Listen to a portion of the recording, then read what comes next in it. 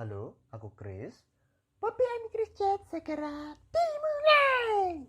Cici, cici. Bobby, Chris Chat.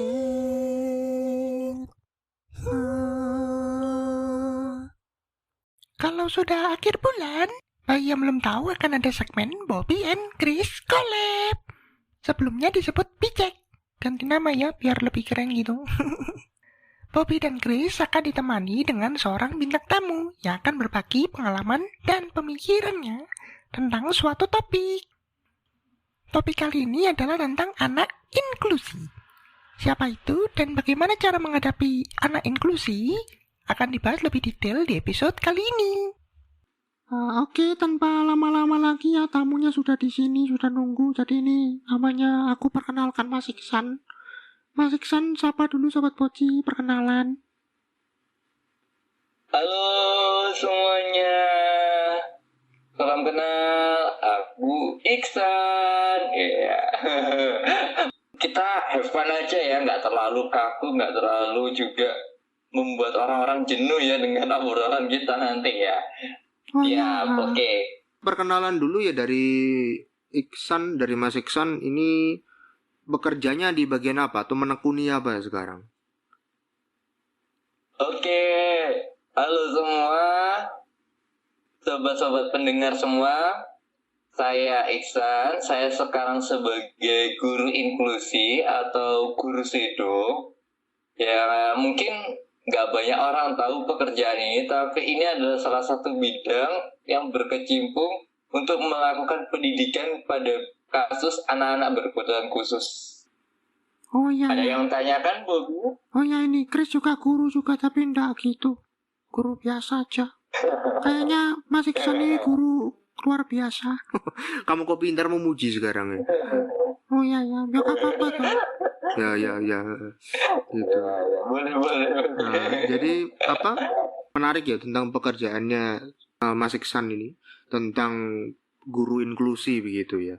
Nah, sebenarnya ini mencemplung apa ya? Istilahnya mungkin mencemplungkan diri atau dicemplungkan orang atau gimana? Mulainya dari sini. Oke, terima kasih. Jadi dari tahun 2018, tahun ajaran 2017 ke 18 itu aku sudah mulai untuk mengajar, tapi belum untuk diterjunkan ke sekolah.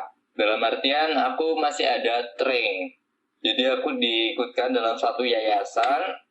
Nah, itu ada training di mana aku harus bisa nih gimana caranya mengajar untuk kasus anak autis, terus kasus anak Asperger, anak ADHD.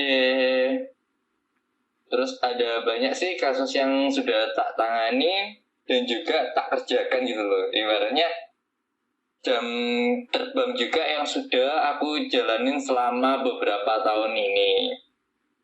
Tenggang waktu dalam waktu 1 tahun sampai 2 tahun, aku mulai diamanai buat, ayo kamu ngajar di sekolah yuk, kayak gitu. Kamu bisa nih ngajar di sekolah. Nah, dari situlah akhirnya aku mulai ketemu banyak wali murid, banyak juga anak-anak atau teman-teman nih, dari teman-teman yang memang memiliki kasus inklusi dan harus menempuh pendidikan.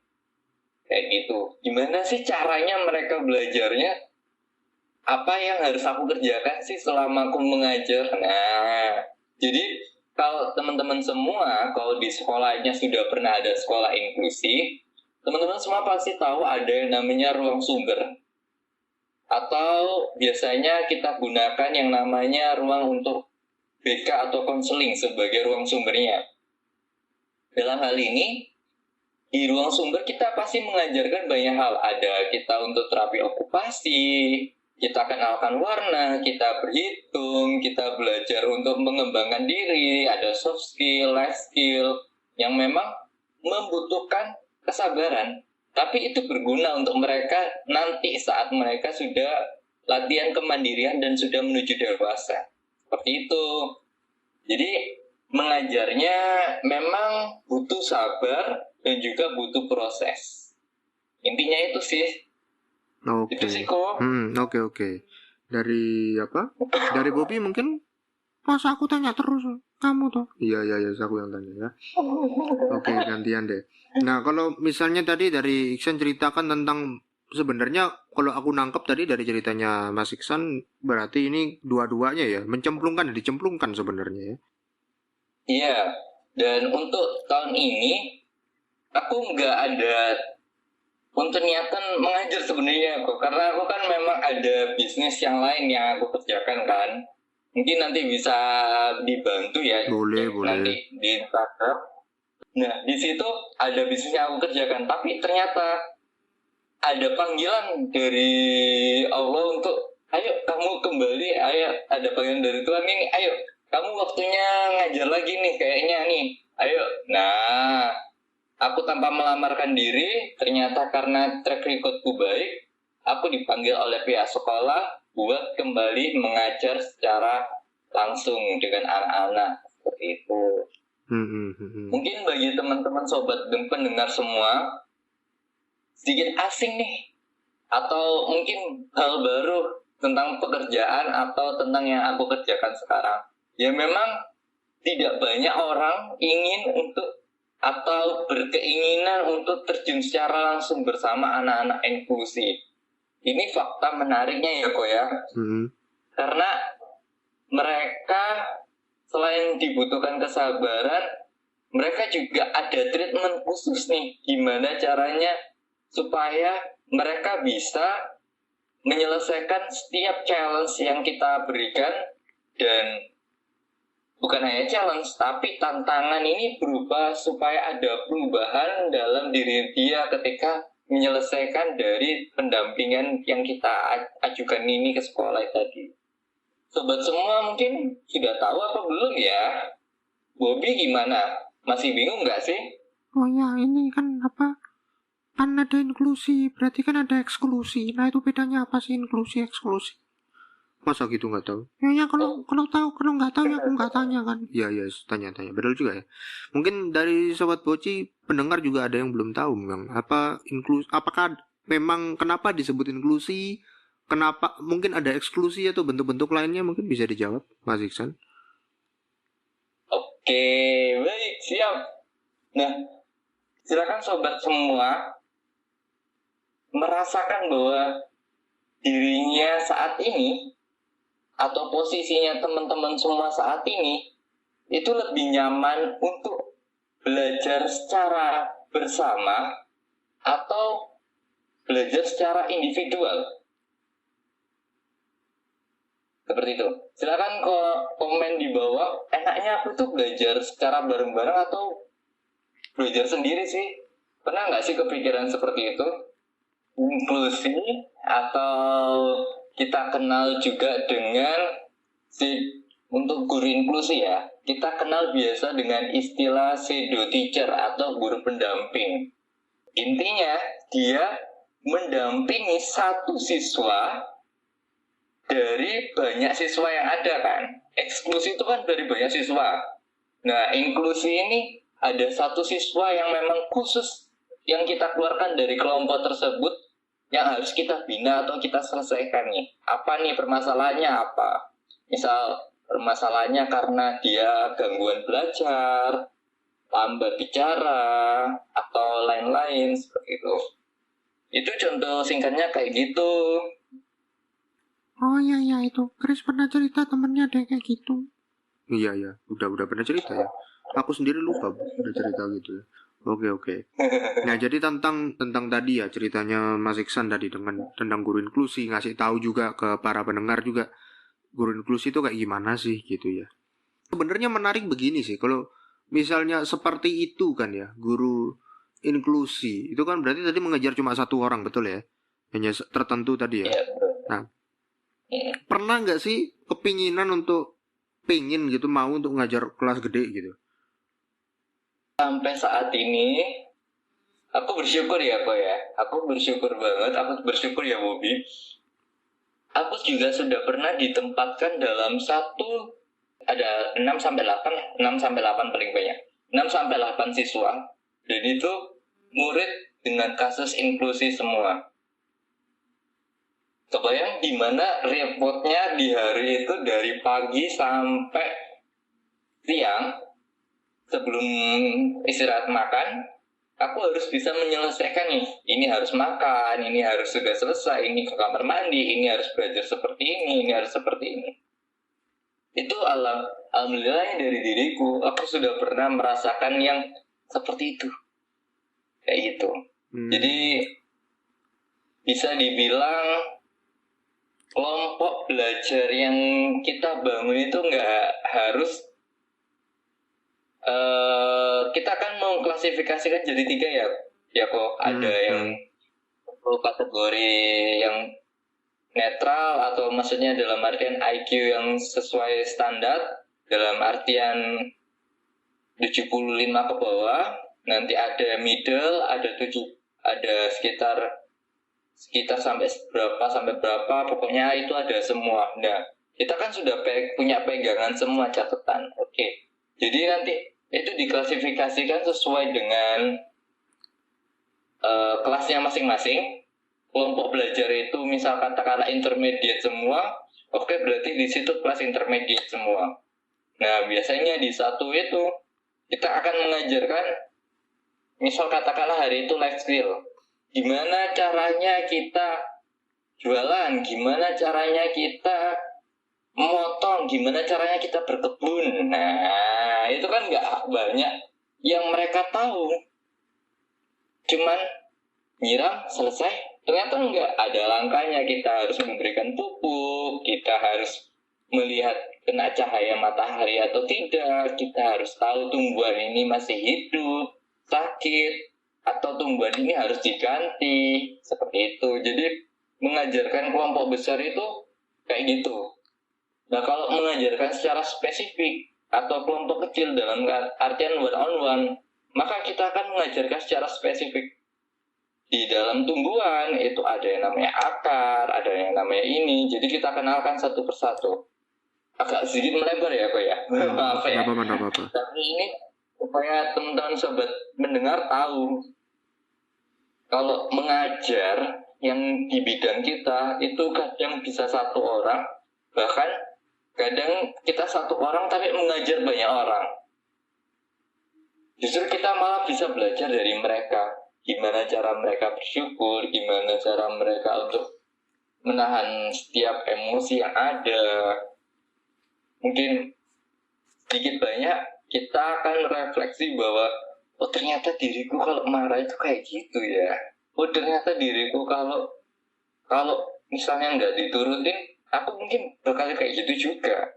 Kalau Bobi mau tanya, Mas Iksan, kalau wajar tadi kan katanya ada goalnya ya kan? Ini harus selesai apa gitu ya? Harus selesai berapa begitu? Nah kalau misalnya nggak kecapek dimarahin nggak? aku akan menyesuaikan dengan murid yang aku pegang.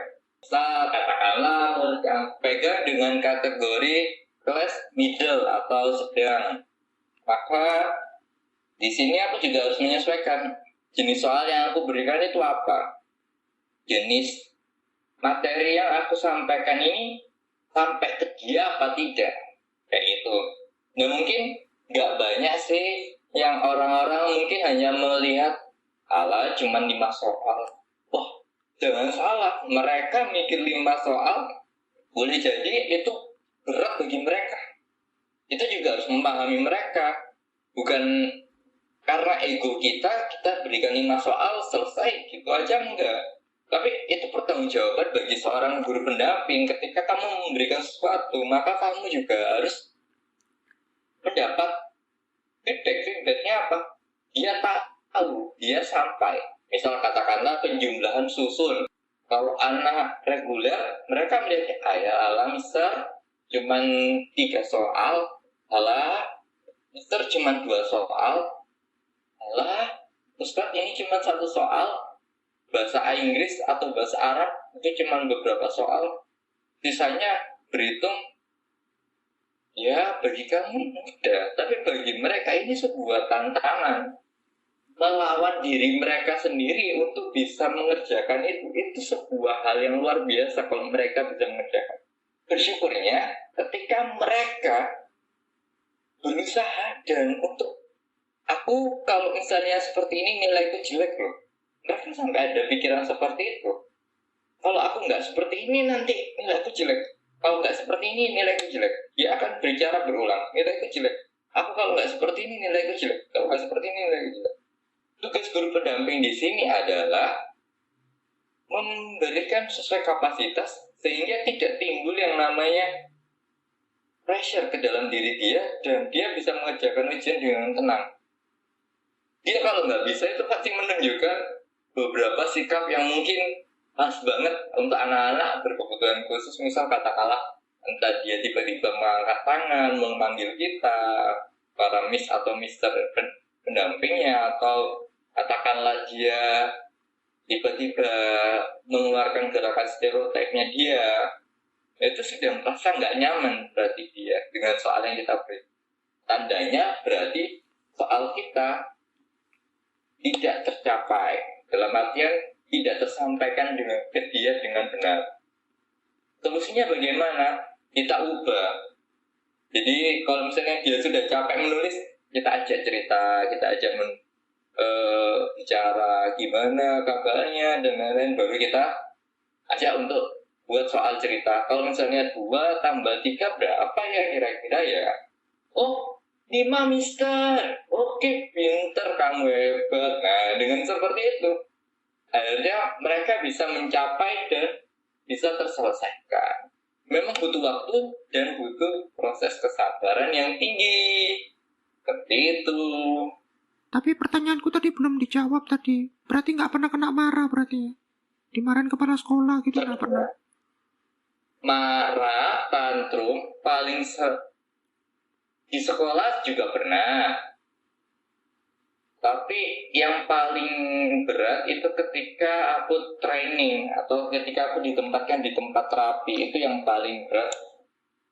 Karena marahnya luar biasa ya.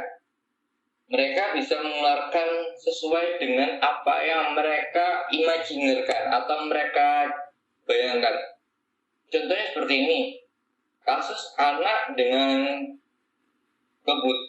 autism dan juga mempunyai imajiner bahwa dia seorang pegulat atau dia seorang pemain film thriller atau pemain film horor. Di situ kebayangkan gimana kalau dia marah, dia bakal jadi seperti hantu, dia bakal lompat-lompat, dia bakal gulung-gulung, atau dia bakal menikam kita dari belakang. Atau kalau misalnya dia seperti itu marah banget, dia akan seolah-olah dia huluk, atau dia seorang Superman yang merobek baju seperti itu. Jadi marahnya tergantung anaknya ya.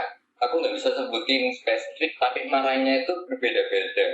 Ada yang marahnya dengan menangis, ada yang fisik, dan ada yang nggak kelihatan marah, tapi ketika di rumah dia baru marah. Seperti itu. Oke, menarik ya, baru insight baru ya buat aku ya.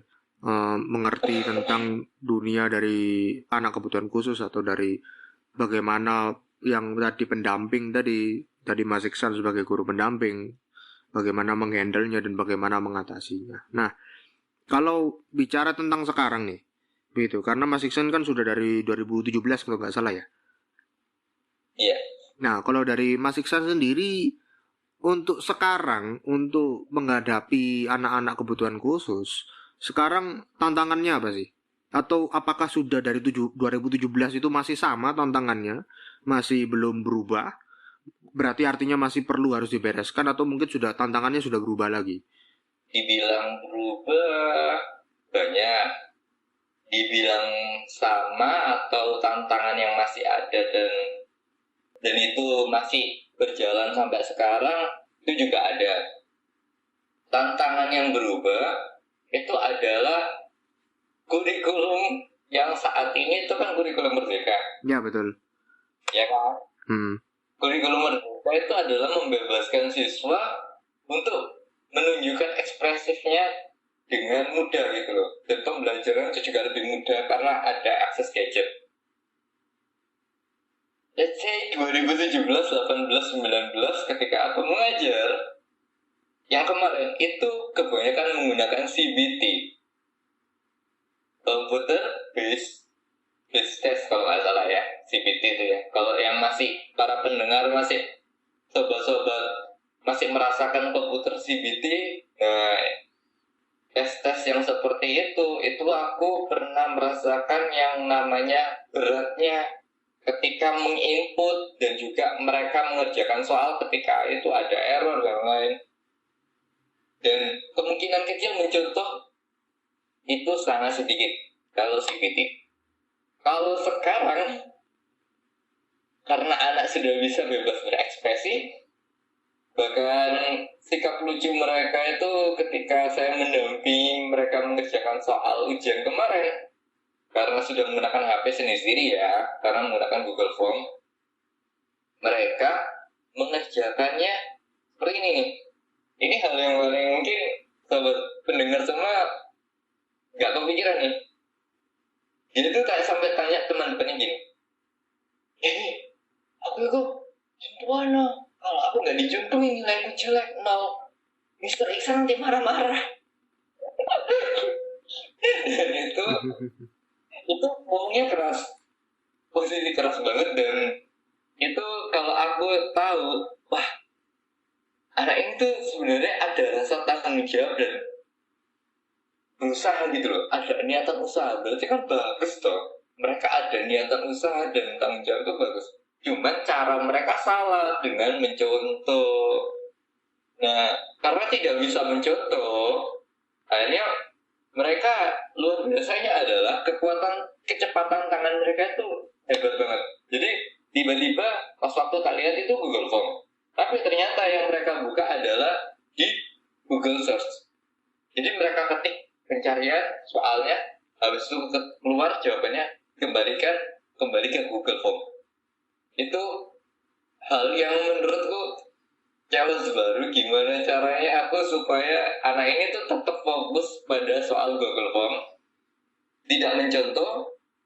Terus habis itu challenge yang lain adalah gimana caranya di era saat ini yang mungkin era transisi, kita juga mengenalkan tetap tentang kebersihan dan juga tetap mengenalkan yang namanya bagaimana pola hidup setelah pandemi. Itu tidak banyak dikenalkan ke siswa-siswa lain, itu tidak banyak dikenalkan. Tapi di sini tantangan barunya adalah aku berusaha menjelaskan bahwa kita tetap menerapkan ini ya, karena mereka merasakan ini bukan hal yang sepertinya mereka kerjakan atau hal baru, maka mereka kan susah. Tantangannya di situ. Jadi kita harus mengerjakannya setiap hari, mengulang ini setiap hari, duduk tiap jam seperti ini tiap hari, harus memberikan kesadaran bahwa ini tidak boleh, ini boleh. Gitu sih. Untuk itu tantangan yang masih aku hadapi adalah dari segi siswa mungkin tantangannya mungkin masih sama karena lingkupnya sekolah ya. Jadi sekolah akan menseleksi untuk siswa dengan kategori range berapa yang bisa untuk dimasukkan ke dalam pembelajaran. Tapi untuk challenge yang lain mungkin belum ada. Ya itu tadi, tantangan yang masih sama ya, masih menerima siswa dengan range yang memang sesuai ketentuan sekolah. Ini sudah dari ngerekam kita ini menghitung hari lah ya ke 2023 ya. Nah, kalau pesannya Mas Iksan sendiri untuk orang tua lebih khususnya sih. Untuk orang tua bagaimana khususnya dalam menghadapi anak kebutuhan khusus atau inklusi tadi itu. Bagaimana pesannya untuk 2023 kayak pemilu aja jadi.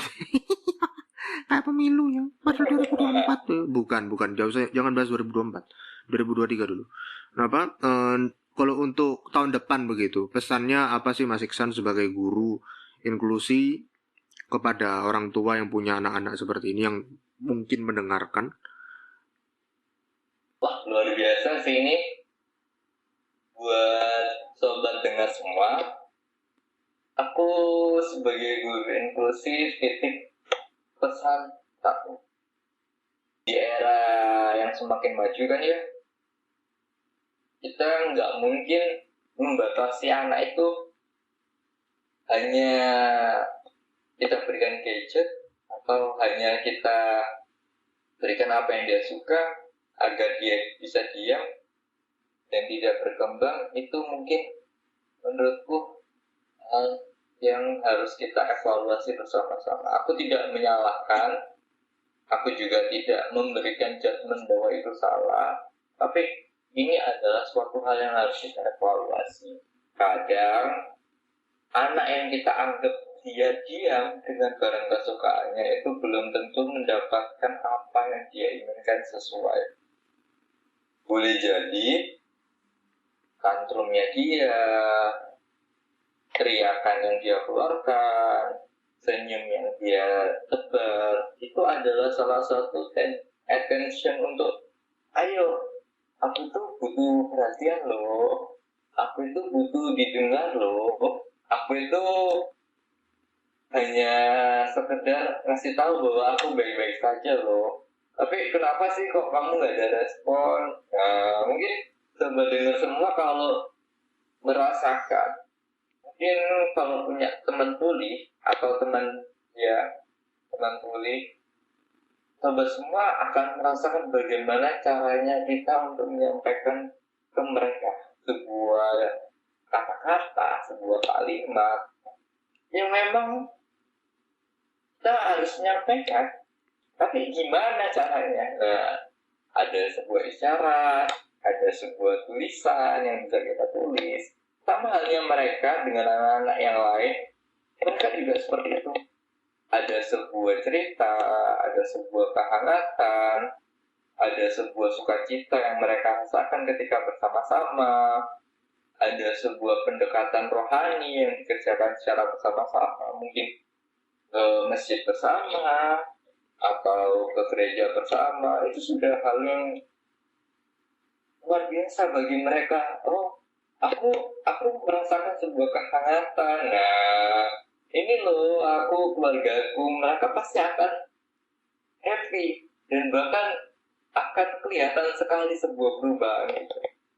Tugas guru di sekolah, apalagi guru pendamping, itu membentuk karakter atau merubah sebuah hal negatif menjadi sebuah kegiatan positif, tapi berproses. Sisa prosesnya kita kerjakan di rumah. Suksesnya program sekolah itu juga suksesnya di rumah. Aku yakin ibu-ibu di luar sana yang memiliki anak khusus itu sudah luar biasa, sudah hebat-hebat semua, sudah mau untuk dititipkan sebuah malaikat yang luar biasa yang Tuhan ciptakan begitu sempurna, begitu hebat, begitu indah, namun memiliki sebuah titipan keistimewaan yang tidak dimiliki oleh orang lain.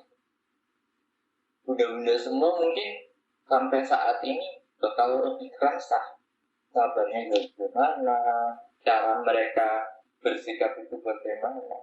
Ya itu tadi, pesanku cuma satu, di era yang semakin saat ini, ayolah kita sama-sama saling mengerti, sama-sama saling mengenal.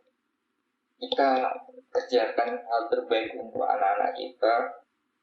Kita tahu, kita sibuk, tapi kita juga harus sempatkan waktu untuk mereka. Oke. Tadi cukup mengena ya. Iya, aku terharu. Itu apa sih? Alah. Makasih, Bobby. Jadi Oke. apa untuk itu sekalian tadi karena sudah di request tadi sama Mas Iksan ya.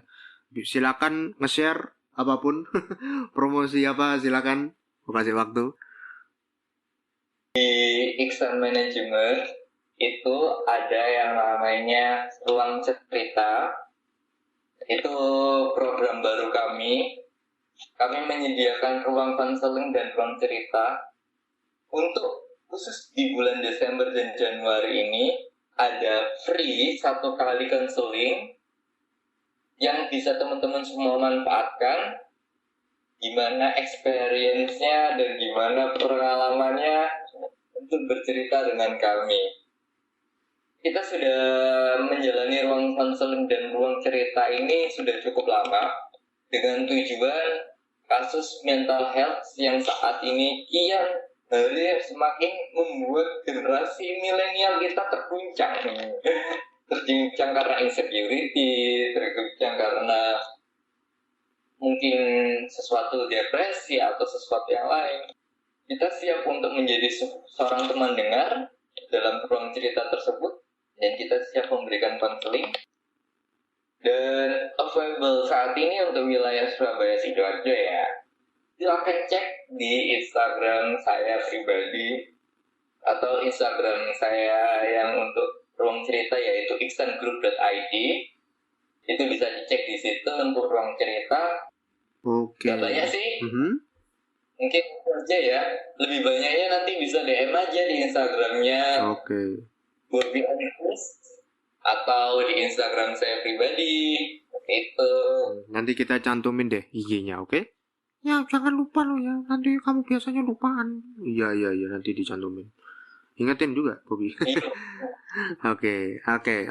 Thank you ya, Mas Iksan.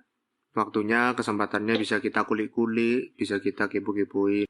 Baik. Oke, Ya, Oke, makasih ya, Mas Iksan. sama-sama. Nah, menarik kan pembahasan soal anak inklusi? Sobat Poci udah makin tahu nih cara menghadapi anak-anak istimewa ini. Bobby sih belajar untuk bersyukur dengan keadaan kita sekarang dan lebih sabar lagi ya. Ternyata mereka lebih berat. Tunggu pembahasan-pembahasan menarik dan pembicara-pembicara seru di bulan berikutnya. Terus kembangkan potensi diri kamu.